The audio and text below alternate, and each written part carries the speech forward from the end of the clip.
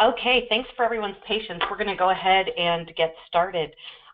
First, I want to thank everyone for joining me today. Today we're talking about contact center operational effectiveness. Really what I mean by this is building efficiency through technology and metrics. And I know some of us don't like the word metrics, but they're essential in our industry. We have a ton of reports and data in blood banking, but when I look specifically at the contact center reports, they're typically lacking at best, and usually written by folks that don't understand the telerecruitment or telemarketing industry. Today I'm really going to focus on 5 key topics. They are really heavy topics. So I hope to paint a picture of how each area can help you, maybe spark some questions, and then invite you to dive into these areas internally and call me or email me if you have any questions. Before we get started, I do want to invite each of you to attend our next webinar. It is scheduled for August 18th, which is a Thursday. We do all of our webinars on Friday, but we're changing it up in August. We're going to do a workshop on actually co-sourcing your calling. So whether you're already co-sourcing or thinking about it, we're going to share 4 main things you need to consider when you're trying to figure out if it's right for you or how much of your calling is beneficial to co-source. So I hope you can join us. If you're interested, please go visit our website, insetsaves.com. Registration's now open, but I just wanted to throw it out there because I know many of you always attend each and every webinar. Okay, so I'm going to go ahead and get started here, and we are first going to talk about some of the intentions, just so we can set the right expectations. In the next 45 minutes or so, I hope to share with you a picture of where most blood centers are in terms of telerecruitment. I understand it's not all blood centers, but I see a lot of very similar characteristics across the nation as I travel and visit and audit blood centers. I'm going to use a lot of averages here, so you may need to add or subtract or average out based on your size. But really what I want you to do here is know that you're not alone, and just give you some idea of what the rest of the industry is looking like in terms of telerecruitment. Then in the spirit of starting with the end in mind, I'm going to take, after I show you what it looks like, and I'm going to show you what it could look like, do a little exercise in visualization so that you can see what a successful center looks like, and then we'll go on to looking at the steps it takes to create that plan. That's in the middle where we're really going to get into the 5 topics that I feel are so incredibly critical to creating an optimal contact center. This group of topics touches your donors, your telerecruitment team touches your donors more frequently than anyone else in your organization. Your telerecruitment department, they're your brand. They shape your brand, and in many ways, they control your success. So I'm hoping you'll ask yourself, am I really devoting the resources and dollars necessary to ensure that this group can be as effective as possible? Do they have the tools they need to be successful? Do they understand the science behind database preservation, business rules, and predictive modeling? And the one question everyone should ask themselves is, do I value and respect my telerecruitment team at a level that is equal to the level of what they bring to the organization? More often than not, I see telerecruitment staff that is underpaid or using broken or outdated equipment. They have little to no supervision. They're running very lean skeletal crews, and they're viewed kind of as a necessary evil. We have to have them, but we really wish we didn't.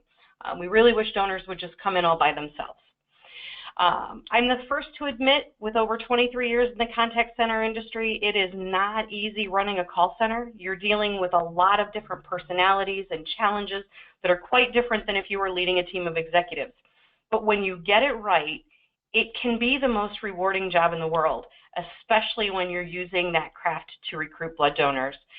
When you embrace the impact this team has on your business, and then you give them the tools to do their jobs well and challenge them to be the absolute best possible versions of themselves, your blood center will reap the rewards and you'll change lives. I'll stop here. That is a topic that I could spend hours on, but for today, I really want you to look at the level of reporting and strategy that we're going to dig deep into, and ask yourself some tough questions about what you're putting into your internal contact center. I will absolutely leave time for questions at the end, but feel free to use the tools for the webinar and ask questions throughout. If they're done at the time where we're on the slide, they may be more relevant and help some of the other attendees. Last, if you leave today with a couple of good ideas, maybe a little inspiration to get creative or be more proactive, that's how I'll know today has been a success. In looking at the attendees, I see a lot of new names of folks that I'm not terribly familiar with, so I'm going to back up and do a quick introduction. My name is Billy Johnson. I'm the Vice President of Client Results here at INSEPT. This is a picture of me that is only, I don't know, 6 or 8 years old. One thing you should know is I do despise getting my picture taken. Outside of that, I've been with INSEPT since 1996, and I started working with my first blood center in 1998. Every year I travel to blood centers all over the country to help them develop recruitment strategies that meet their needs now, but also help them keep their eye on where we're going, both for them individually as a center, but also as an industry. I've worked with roughly 40 community centers in most regions of the American Red Cross. For those that don't know, INSEPT is located in Northeast Ohio, so I am a lifelong Cleveland Cavaliers fan. Well, I should say adult lifelong. I didn't know we had anything other than a football team growing up, as my brothers and father were all football fans, but in the 90s I did learn we had a basketball team and have been following them ever since. My husband and sons and I spent a lot of time also at the Indians ballpark because we're big baseball fans and we're having a great season. So for any of you who have watched the Cavs over the last 52 years, we appreciate your support. Everyone here is still celebrating. So enough about me. Let me tell you a little bit about INSEPT. INSEPT, we refer to ourselves as a multi-channel contact center. When I say multi-channel, that means that we do a lot more than calls. We also incorporate email marketing, chat, text, direct mail, social media management, and new donor acquisition into all of our strategic plans. So it's a lot more than call center, although I do use the term call center pretty interchangeably with contact center just out of habit. We opened our doors in 1993, and we have roughly 300 employees here in Canton, Ohio, all devoted to blood donor recruitment. Our mission is to help people be the best possible version of themselves, and our creed is that relationships matter. And that means all relationships, whether we are talking about the relationship between us and our clients, or us and our employees, or whether that relationship is between you and your donors. Our goal is to always and continuously strengthen relationships. You can learn more about INSEPT and our history at our website that I mentioned earlier on, but I want to get right into the webinar and talk about some of the fun stuff. In general, when I visit a blood center, this is a little bit about what metrics look like if they're able to share metrics with me. Typically, they have around 12 FTEs, and that is a full-time equivalent. Those 12 FTEs leave a ton of messages when they're making phone calls. They really only speak to 4 or so eligible donors per hour. They may talk to 6, but 2 of those donors tend to self-defer, and really only 4 end up being eligible phone calls. They get half of those donors to schedule an appointment, and then half of those donors keep their appointment. So on an average day, the team gets through roughly 30% of the available donors that are callable. And that's often by design because blood centers tend to pull somewhere between 16 and 30 different lists each day to get very specific on what donors they're targeting. And then if you track the units back that are a direct result of telerecruitment, the call center is usually responsible for about 22% of the total center's collections. I hope these numbers sound or look familiar. I promise I'm not going to throw a ton of numbers throughout the presentation. But if you're unfamiliar with any of these metrics, assign someone in your organization to start digging around and seeing how you measure up in comparison. The key to this is getting the baseline for your performance so you know where you're at, so that when you implement all the wonderful things we're going to talk about today, you can actually realize, analyze, and see exactly the improvements. So where you need to be is pretty different. So remember, we talked 12 FTEs do 4 conversations an hour with 50% productive donors. We advocate that a typical blood center really only needs 5 FTEs. Now, this is a center that would draw right around 100,000 red cells annually. If each of those 5 FTEs have 14 conversations per hour with conversion rates in the upper 50s and a productive donor rate or show rate at 60%, the monthly call-through needs to be at or around 65% or higher. If you're not calling through at least 65% of your donor base, you're putting way too much pressure on these small segments of donors, and other segments are getting rested way too much. So we have to be mindful that we are mining all of the donors that we need, not just the ones that are easiest to recruit. At the end of the month, tele-recruitment should drive in about 31% of the units for the entire blood center, and you should be able to run a report and see exactly which donors successfully donated as a result of a phone call. It's the most measurable of all your marketing tactics. You can say someone got an email and subsequently made a donation, but it's difficult to tell whether or not that's what drove them in or not. You know when your TR team speaks to a donor and that donor ends up making a donation. Very, very easy to measure and track. In between there, you have some decisions to make and some lines in the sand to draw, but you should know how to hold your team accountable for a very specific portion of your business. So the 5 topics that we are going to talk about today are designed to get you from where you are to where you need to be to reach optimal efficiency. First topic is operational leadership. I'm going to do a brief overview of all 5, and then we'll dive into each one at a time. Operational leadership is where we are going to talk about the factors that impact your ability or your inability to achieve tele-recruitment goals, and we're going to briefly talk about the metrics and goals that you should be looking at a bare minimum so that you can hold your team accountable for achieving goals. Next is donor-based preservation. This is one of the scariest subjects we're going to talk about today. It's an industry problem that we're facing, and I really fear we are not doing enough right now to protect ourselves down the road. So I'm going to climb up on my soapbox just for a couple minutes and talk about what's happening, what we need to know, and give you some ideas on what you can do right now to start reversing the problem. Third, we're going to talk about multi-channel strategies. I could have gone in a lot of different directions here, but I'm going to try and keep it simple. As I said, these are some heavy topics. As a larger portion of our donor base is made up of individuals that are attempting to do 20 hours worth of work in 10-hour work days and still raise a family and have a social life, communicating with them just gets harder and harder. Fewer people are answering the phones. Fewer people listen to voicemails. We have to figure out where we need to be to talk to our donors, and we have to get there before they do. So we need to be diverse, and quite honestly, we need to be everywhere. After hitting multi-channel strategies, we're going to talk about predictive modeling. This is one of my favorite topics to talk about. I hope you'll enjoy it too and see the power we have within our databases. Predictive modeling is really taking the mountains and mountains of data that we already have and using it to predict outcomes.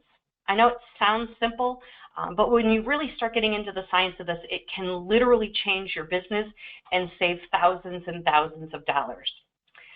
Not to be outdone, our last topic for the day is going to be inventory integration. Most centers right now feed information to their call center in a reactive form with regards to inventory. You come in the morning, you run an inventory report, counts look a little bleak for ONAG and platelets, so you call the supervisor of the call center and you tell them you really need them to focus on ONAGs and platelets. They yell out to the staff, maybe write it on a whiteboard or send an email. We really need you to focus on ONAGs and platelets. Get them in today, get them in tomorrow, whenever you can. If that sounds familiar to you, you are not alone. My goal today is to hopefully help you see how you can get a little bit ahead of that conversation and ultimately feel a little less stressed by being more proactive with your calling staff.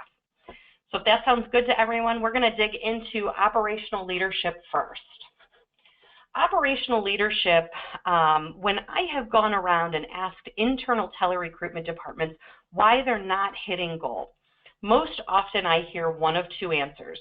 They either feel they don't have enough staff, Or sometimes they say, our donors are all too busy to donate, or nobody ever wants to schedule, or it's kind of the donor's fault. I'm here to tell you these are emotional answers. So please be empathetic with your team if you hear these types of answers, but there's likely a different reason, or if nothing else, maybe a more scientific way to get at your answer. Traditionally, there are 3 factors that impact your ability to reach goal: performance in the call center, record availability or donor base size, and labor availability. Performance is known as the metrics and the team's ability to reach them. So is your team getting at least 30 dials per hour? Are they scheduling at least 3 donors per hour? Is their show rate at or above 60%?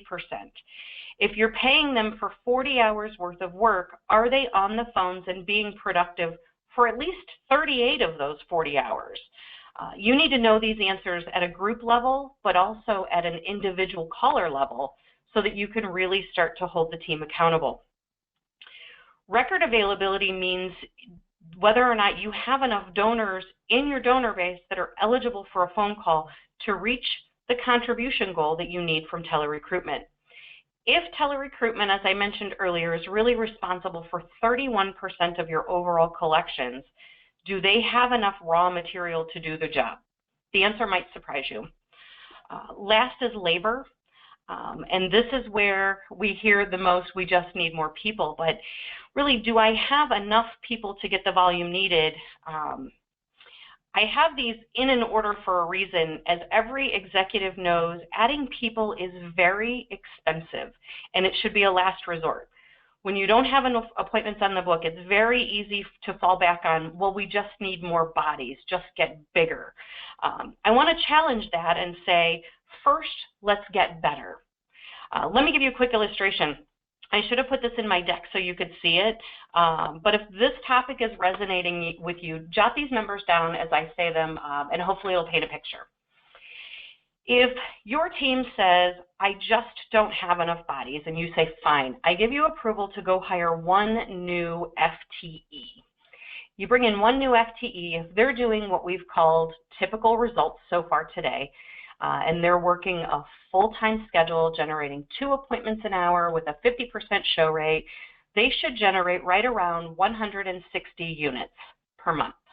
That's 1 new FTE, 160 units. Now let's switch gears a little bit, and instead of getting bigger, let's talk about what it looks like to get better. If you can take 12 FTEs and teach them to be better and increase them from 2 appointments an hour to 2.25 appointments an hour, you'll increase your net units by 240 without adding additional labor cost. It's a super simple equation, but try to do a reframe and think in terms of getting better instead of bigger first. Not saying you never need to hire, but we can always find room for improvement.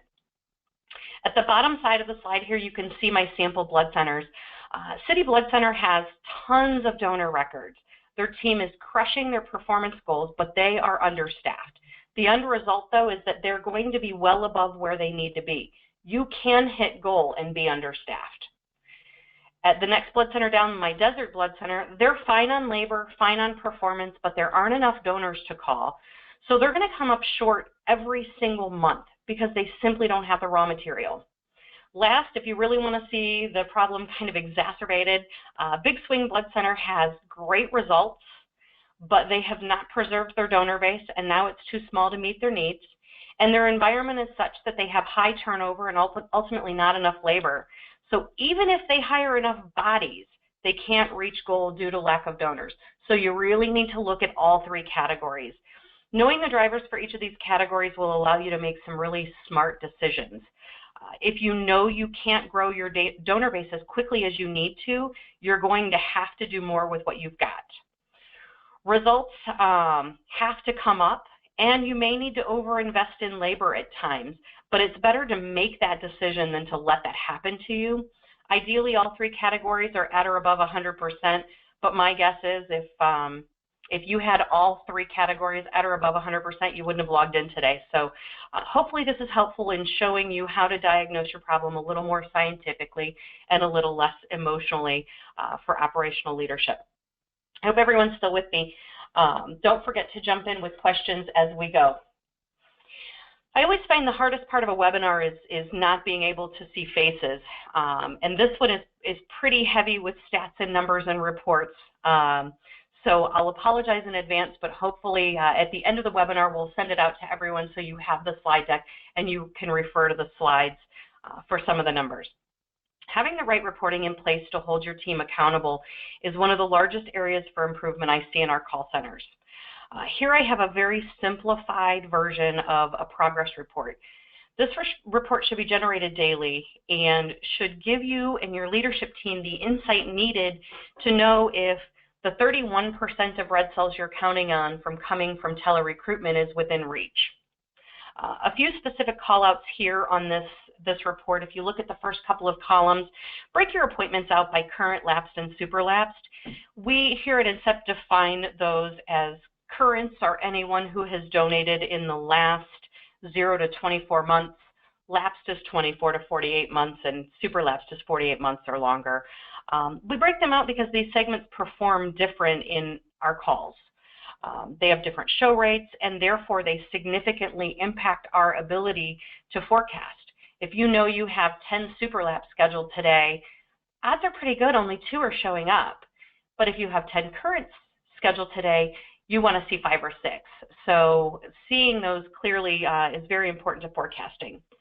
You also need to see how many dials are being made. How often are we speaking to the right person? At what rate is the team converting donors, and what are we doing to our donor base in terms of do not calls and wrong numbers and disconnected numbers? These are super simple, high-level metrics that are the bare necessities of operational leadership. I have listed the INCEPT definition of a couple of these at the bottom. You may very well choose to define them slightly different, and that's fine. Just have a definition and make sure everyone knows how it's calculated. So many times I go into a center and I say, how do you define your show rate? And there's a ton of variability on whether it's donors that show up from an appointment, or whether it's donors that show up from a call, or whether they get credit 3 days after, or 14 days, or 30 days after a phone call. So make sure everyone knows the definition. Let's dive into a few of these in detail so I can share our definitions, how some others define the same term, and see if I can give you some ideas on figuring out what is most important to you. First one we're going to talk about is dials. So often I hear a center say, how many calls do you make? And my first question is always define calls. Do you mean a dial? Do you mean a right party contact where I actually spoke to an eligible donor? Do you mean a terminated record that is something that won't be recycled for a dial tomorrow? To us, a dial means we dialed the phone number. The outcome of that call does not matter in this definition. Whether I got an answering machine, whether I spoke to someone, or I got a tritone error, a dial simply means I dialed the phone. Where this helps you manage your call center is this is the number you're going to use to determine if you have enough donors in your donor base to actually reach goal. A super simple equation is how many dials does it take to get an appointment? Taking it a step further, you can also drill down and say how many dials does it take to actually get a unit if you tie in your show data.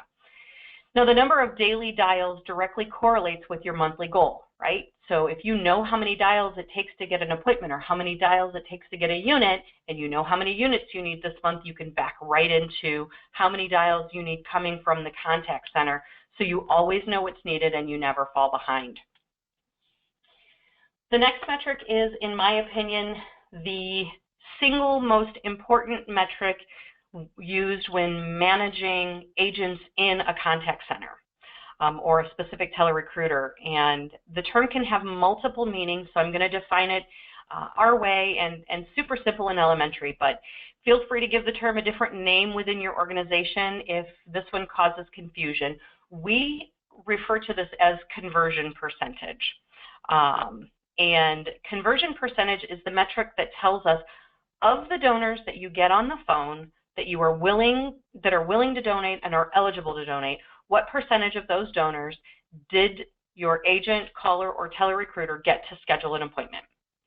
So let me say that a little different. For every 100 donors you talk to that are able to donate, how many of them actually schedule an appointment? At INCEPT, we define the formula as appointments divided by right party contacts, because this allows us to see if telerecruiter Jeff speaks to 100 people, and telerecruiter Sue speaks to 100 people, and Jeff schedules 3 appointments and Sue schedules 50, we know clearly that we need to talk to Jeff and work with him. It eliminates a ton of variables. How many times do you hear someone say, but I got a ton of answering machines today? This time it doesn't impact it because answering machines aren't right party contacts. If Jeff says he got a lot of wrong numbers, that doesn't matter because a wrong number is not a right party contact. So we're not looking at dials, we're looking at when you get an active eligible donor on the phone, what percentage of the time are you able to use your skills to communicate effectively with the donor the need for them to schedule and actually get them to schedule an appointment. In some centers, this may be called response rate. I know conversion rate can be a little confusing because we do convert so many of our donors to different procedure types and donations. So feel free to change the title, but use the metric. We're going to keep moving on with the daily progress report. You saw a section a little while ago for DNCs, or do not calls. There are a lot of things we need to be mindful of, but one of the things I want to impress on you today is if you are losing more donors to DNC and permanent deferrals than the number of new donors that you're seeing, you have holes in your boat that aren't plugged, and it's going to sneak up on you in the worst way. There's a host of best practices that you can use to reduce do not calls. We refer to these as business rules. Don't call your donors every day or really even every other day. We wait at least 3 to 5 business days in between dials. This just means not even speaking to them. This means we appeared on caller ID. Once you speak to a donor, even when they say no, we encourage you to wait 20 or 30 days before you can call them again based on the outcome of the call. These are only suggestions. The best thing you can do is watch the number of DNCs you're getting per day. Looking at it in terms of a percentage is also a great indicator. So if you speak to 100 people today and 6 ask to be placed on the do not call list, it's very different than if you talk to 30 and 6 people ask to be placed on the do not call list.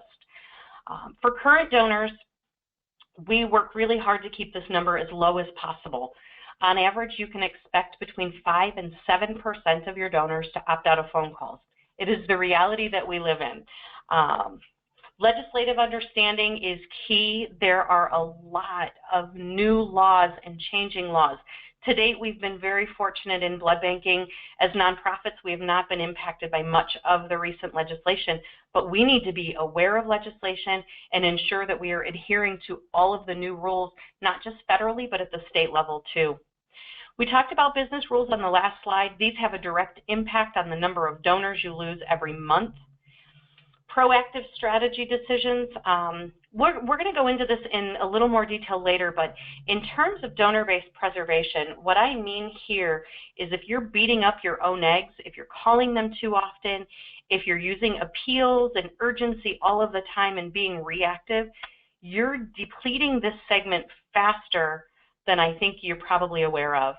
Getting ahead of the curve as best as you can will allow for proactive messaging that won't pressure donors and ultimately impact their willingness to be contacted. And lastly, using alternate channels to control the issue. We have been using very specific, very specialized postcards to send to donors who are on the do not call list to encourage them to come back in, keep donating, remain engaged with us. If a 100,000 unit center loses 7% of the donors they speak to, that equals 6,400 donors that you'll lose out of your donor base every year. And those are just your currents. We have to still and continuously market to those donors because we need them. We can't afford just to write them off. And we have to do it in conjunction with everything else we do to try and reduce that number year over year and drive that number down. I don't want to belabor the point, but just as a point of reference, there they are on our daily progress report. If you look at the year-to-date statistic, you'll see with our sample blood center here, they have had 118 donors request to be removed from the call list out of 6,651 right party contacts for the year so far. That's a DNC percentage of 1.77 or 1.8 if we round up, and that's right where you want to be. That's lower than industry standard, but this is real data. So, you know, we all want to strive to keep that number as low as possible. Next in donor-based preservation is donor reactivation. So as important as it is to keep people from falling out of our donor base is getting donors back into our donor base. Very often I hear blood centers say, we need new donors, or they'll call me and say, can INSEPT get me new donors? You know, the one thing that I impress upon centers all the time is we have a gold mine in our databases already. Lapsed and super lapsed donors are priceless because we already know their blood type. We cannot recruit new donors by blood type. I wish we could. I'll forever search for how we can, but as of right now, we can't. You may get some pushback from your tele-recruitment staff because these are donors that are harder to recruit. It doesn't feel as good to call them as it does to call a donor that gives 4 times a year. But you know what? For me, exercising doesn't feel good either, but it's worth it. On a financial side, it costs more to reactivate a lapsed and super lapsed donor. So when you're looking at stats and you see that instead of 2 appointments per call hour, your team is only getting maybe 1 or 1.5 appointments per hour, don't panic. These donors come back in and make subsequent donations at an amazing rate. Over 40% of the time they'll come back in to make at least 1 donation in the following 12 months. So when you're looking at the cost to reactivate, make sure you amortize your costs out. Look at subsequent donations. I grabbed some data from several centers across the country that we call lapsed and super lapsed donors for, and here you can see as a percentage how many donations are made within 12 months of the donor's initial reactivation. So this is including the reactivated donation. These are the subsequent donations. And the beauty is we can do this by blood type. So if you're looking to grow your donor base and do so with an optimal mix for your inventory, maybe for your lapsed donors, you only focus on RH, NEGs, and OPAs. But in super lapsed, maybe just your Os. Maybe you're in a spot where you need everything right now. Maybe you're in a spot where you only need Os from your lapsed. Whatever you need, this gives you a ton of flexibility. The good news is, and the bad news is, donors are constantly lapsing into these categories, so it is somewhat of an endless, never-ending supply. But we have to mine them and make sure we're growing our current donor base at all times. Also, you can adjust your methodology as needed. If you're watching your inventory mix and your makeup of your donor bases, you can turn on and off lapsed segments without alienating your current donors.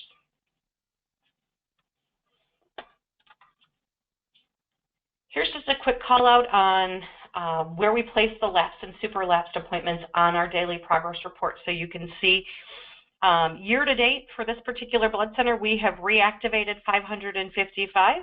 118 have asked to be placed on a do not call list. So for calling, we're at a net 437 donors, which is great, but probably not enough when we take into account the number of donors that are not answering their phones, the number of permanent deferrals we have, and some of our new restrictions and guidelines and Zika deferrals and new hemoglobin and all of the things that are impacting our business. The key is really to make sure we're growing our donor base at a much faster rate. Ultimately, we want to lose less each and every day and grow more. So multi-channel is a place where I have spent countless hours talking to blood centers and doing presentations. Today we're gonna go through the Cliff Notes version of those talks. We've touched on it a bit, but I want to take a step back and really talk about alignment. I challenge each of you to ask yourself some questions. So do you have a marketing department that handles your promotions, your emails, social media, maybe TV and radio, something like that? Where does tele-recruitment report, and where should they report? Those are really questions I want you to ask yourself. We have a marketing team that more often than not has this great marketing plan and calendar to do all of these neat things, and then tele-recruitment is over on the side reporting to Director of Donor Recruitment, but isn't really integrated, with the exception of getting the communication plan, isn't really integrated with a lot of our marketing campaigns. So never getting donors in the chair is finding out the right communication recipe. We can't continue to operate in silos and expect donors to respond, particularly with millennials, but that's an entirely different webinar. We need to follow donor preferences. And I don't mean what they say they prefer, because I think if you were to call me or ask me what is your preferred method of communication, I would probably say email. However, I check my Gmail maybe once a month.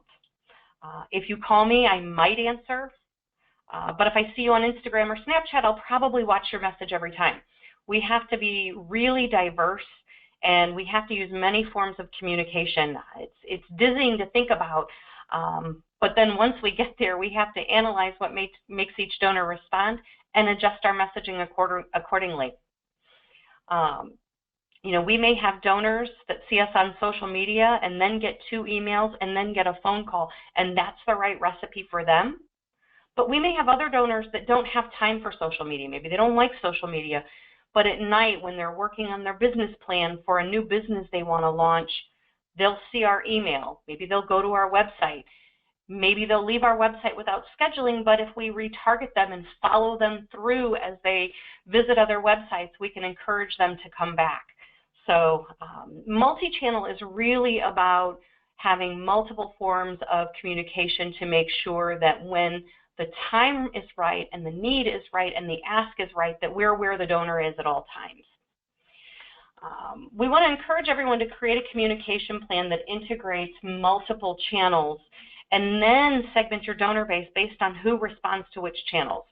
You'll have better educated donors on what procedures we need, because they'll actually be getting your messages, and you'll also minimize DNCs because you'll be doing more than just calling, so you can actually take some of the pressure off of calling.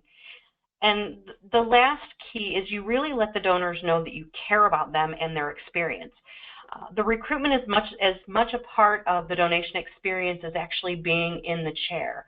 And if we're hitting our donors too many times, you know, if they're getting an email every single day for all of these varying promotions, I'm afraid we're watering our message down. But if it's an email and then a few days later it's a text message followed up by a phone call, maybe that's the right mix that we need to be looking at. Next, as I said before, probably my most favorite topic to discuss is predictive modeling. The concept is simple. The concept says use the data you have to predict the donor's outcome. We do this in many areas of blood bank. It's why we have SOPs, right? We clearly know what happens when we don't follow our SOPs. Sometimes we have an SOP that's to prevent a donor's reaction because we know what happens if we don't follow it, or maybe it's a safety prevention. Sometimes it's because the FDA said so and they're allowed to do that. So SOPs really are a form of predictive modeling because they're all geared towards getting us to do the right behaviors to end with the right outcomes, whether those are needed internally or externally. In the world of recruitment, we don't use our data quite so well, but I want to show you just how powerful this data can be in helping you realize the future state of telerecruitment that we saw at the beginning of the presentation and how you can realize that. We have mountains of data that tell us what happens in every single phone call. We also have tons of data that tell us about donors that show up to donate or don't show up to donate. What happens when we overlay that data or when we marry it together is a game changer. So let me give you an example. This is one of my favorite messages to kind of talk about.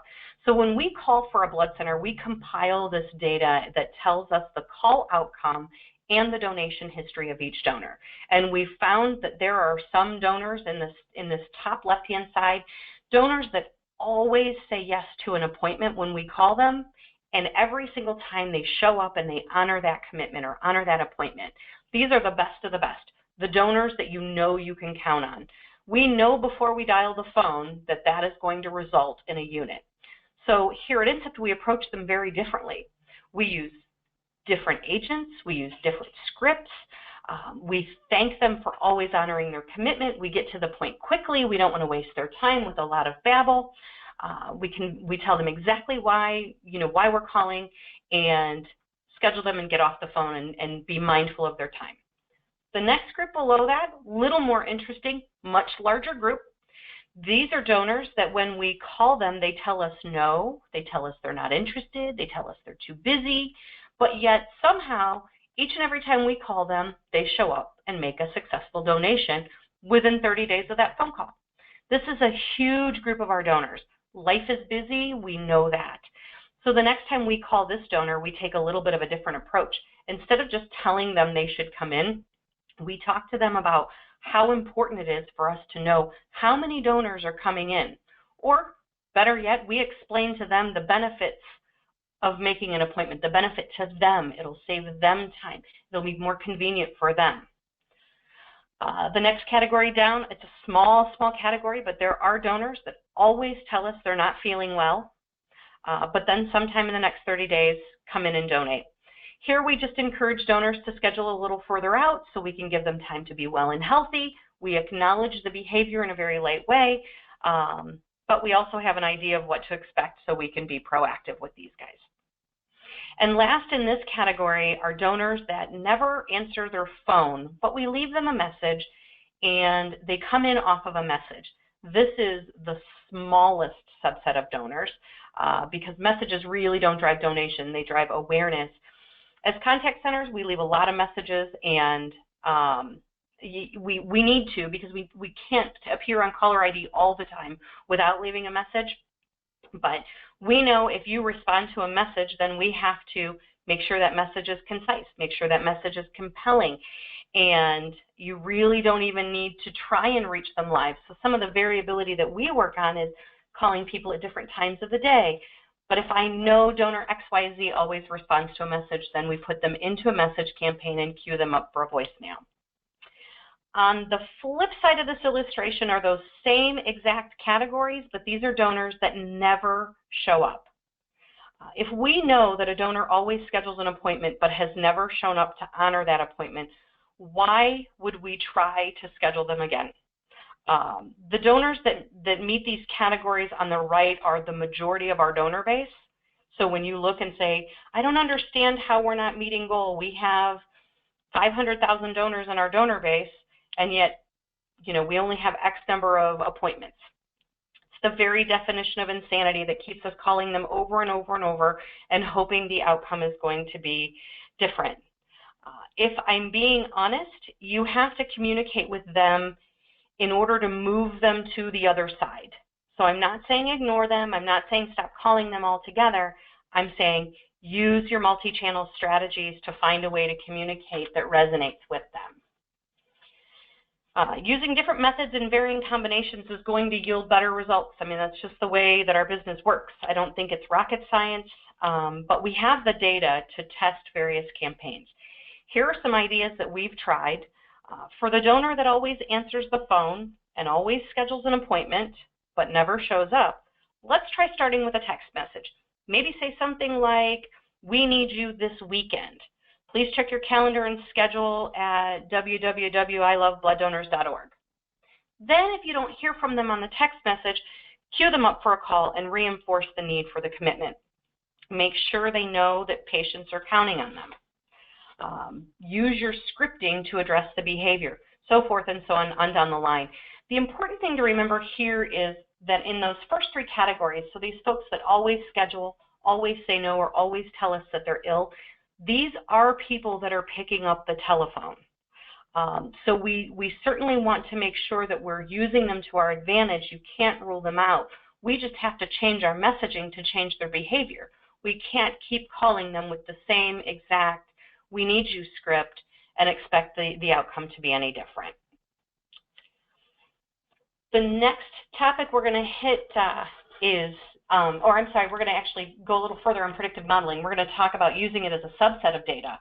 On the whole, you can use predictive modeling to determine who's going to show up from a phone call. As you drill down into specific segments of data, you also use predictive modeling. So when you're looking to move APOS donors to platelets, line up your email, text, calls, and staff interactions to echo your messaging throughout and monitor the donor's response.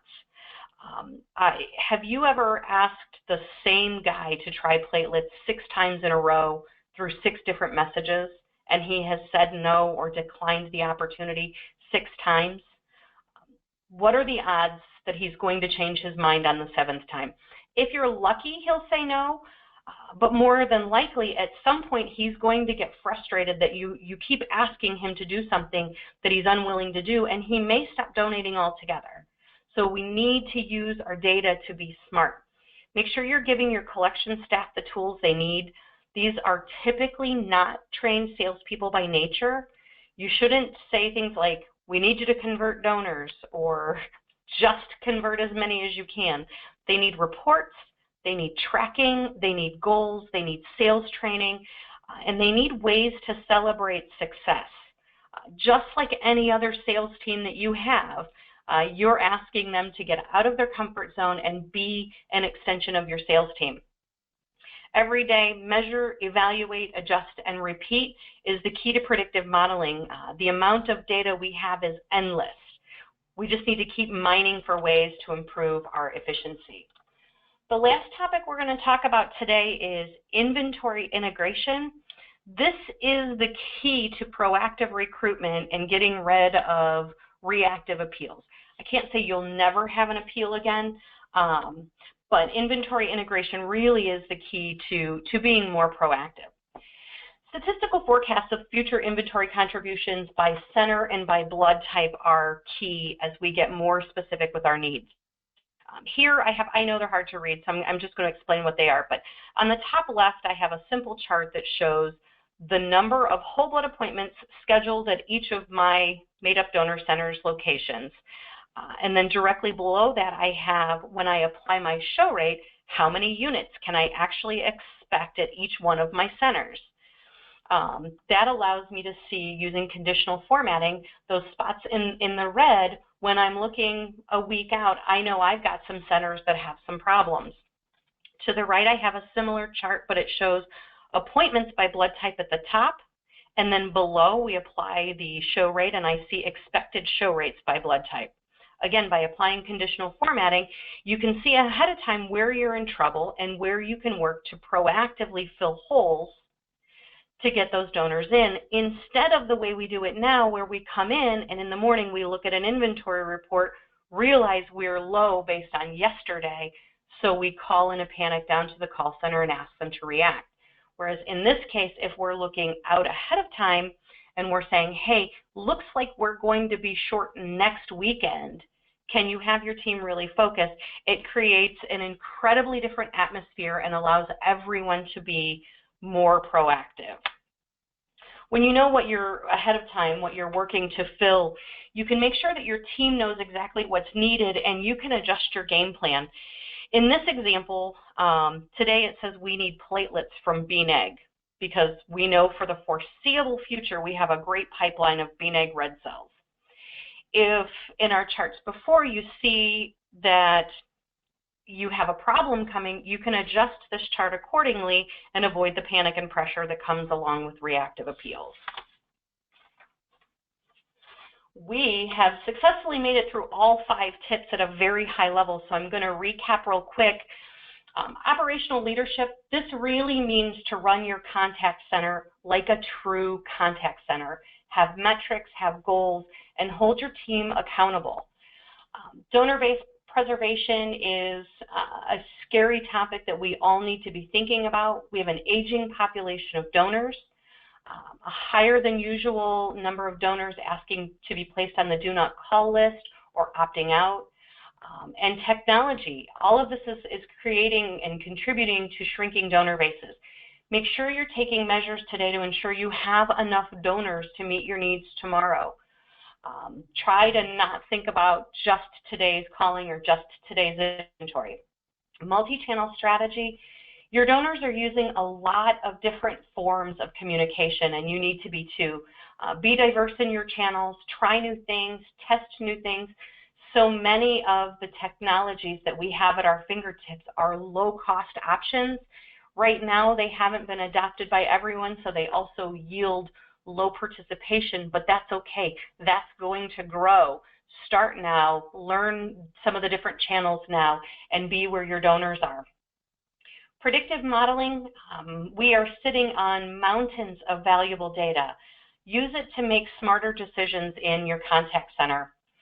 And last but certainly not least, inventory integration is a place for you to be proactive.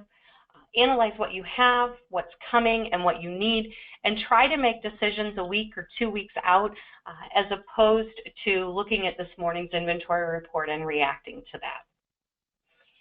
That is the entire webinar for today. I'm going to put my contact information up here. I know sometimes it's a little difficult to ask questions using the questions or the chat features on GoToMeeting, so I won't spend a ton of time here. I'm just going to say thank you, everyone, for joining us today. If you have any questions, if you want to dive deeper into any of these categories, feel free to email me at billy.johnson@inceptsaves.com.